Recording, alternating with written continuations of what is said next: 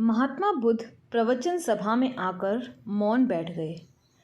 शिष्य समुदाय उनके इस मौन के कारण चिंतित हुए कि कहीं वे अस्वस्थ तो नहीं। आखिर एक शिष्य ने पूछ ही लिया, भंते, आप आज इस मौन में क्यों बैठे हैं? इस तरह के मौन का क्या कारण है? परंतु गौतम बुद्ध नहीं बोले। तो एक दूसरे शिष्य ने फिर से पूछा, गुरुदेव, आप स्वस्थ तो हैं? बुद्ध फिर से नहीं बोले और चुपचाप आंखें बंद किए मौन में ही बैठे रहे। इतने में बाहर से एक व्यक्ति ने जोर से पूछा, आज आपने मुझे धर्मसभा में आने की अनुमति क्यों नहीं दी? बुद्ध ने कोई उत्तर नहीं दिया और आंखें बंद कर ध्यान मग्न हो गए।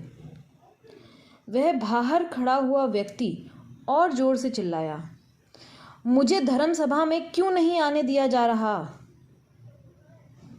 धर्मसभा में बैठे बुद्ध के शिष्यों में से एक ने उस बाहर खड़े व्यक्ति का समर्थन करते हुए कहा, भंते, उसे धर्मसभा में आने की अनुमति प्रदान कीजिए।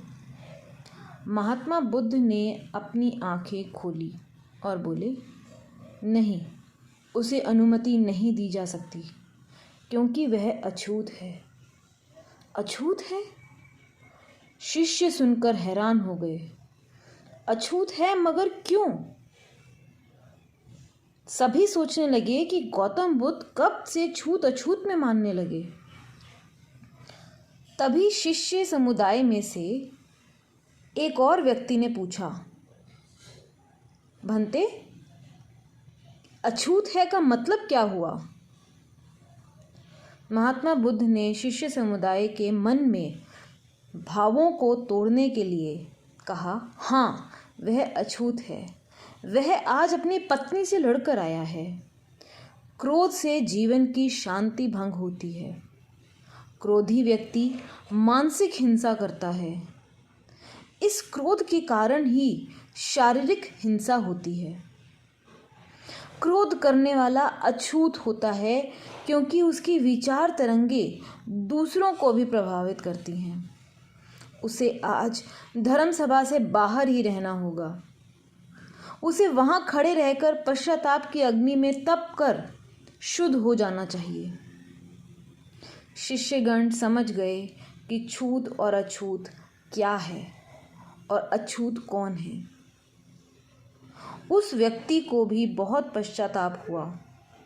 उसने फिर कभी न क्रोध करने का प्रण लिया।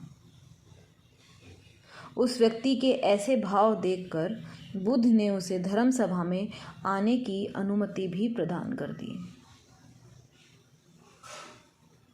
दोस्तों,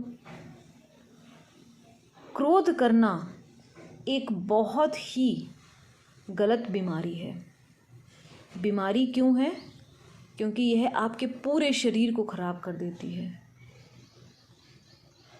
उम्मीद करते हैं आज की यह कहानी आपको पसंद आई होगी। और भी कहानियाँ सुनने के लिए जुड़े रहें हमारे साथ। धन्यवाद।